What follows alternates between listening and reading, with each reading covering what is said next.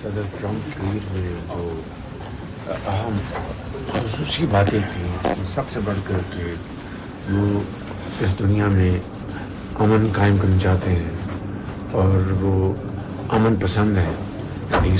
Main of peace. اور انہوں نے آج پھر اپنی تقریر میں ذکر کیا اور بجا طور پر یہ کہا کہ انہوں نے دوسرے جو جگہوں پر ٹینشن تھی، وہاں پر پاکستان اور ہندوستان کے درمیان جو ایک خوفناک جنگ جو 4 دن کی، اس کو انہوں نے بند کروانے میں کلیدی رول ادا کیا، اور سیز فائر جو ہوا اس میں صدر ٹرمپ اور ان کی ٹیم کا بہت بڑا رول ہے، اور میں سمجھتا ہوں کہ ہم ان کا دل کی عطا گرائیوں سے شکریہ ادا کریں۔ صدر ٹرمپ کی تقریر میں جو اہم خصوصی باتیں تھیں، سب سے بڑھ کر کہ وہ اس دنیا میں امن قائم کرنا چاہتے ہیں اور وہ امن پسند ہے، مین آف پیس۔ اور انہوں نے آج پھر اپنی تقریر میں ذکر کیا اور بجا طور پر یہ کہا کہ انہوں نے دوسرے جو جگہوں پر ٹینشن تھی، وہاں پر پاکستان اور ہندوستان کے درمیان جو ایک خوفناک جنگ جو 4 دن کی، اس کو انہوں نے بند کروانے میں کلیدی رول ادا کیا، اور سیز فائر جو ہوا اس میں صدر ٹرمپ اور ان کی ٹیم کا بہت بڑا رول ہے، اور میں سمجھتا ہوں کہ ہم ان کا دل کی عطا گرائیوں سے شکریہ ادا کریں۔ صدر ٹرمپ کی تقریر میں جو اہم خصوصی باتیں تھیں، سب سے بڑھ کر کہ وہ اس دنیا میں امن قائم کرنا چاہتے ہیں اور وہ